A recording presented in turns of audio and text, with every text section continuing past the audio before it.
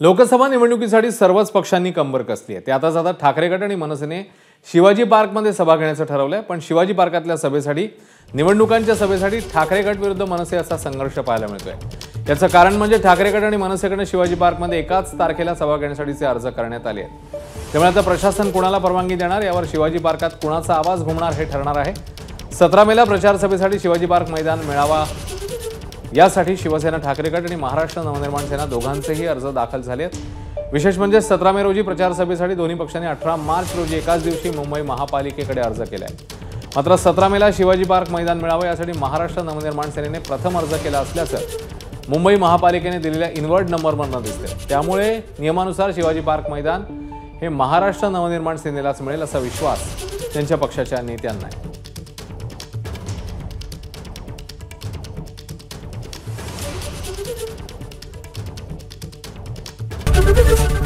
ABP माझा, उघडा डोळे बघा नीट।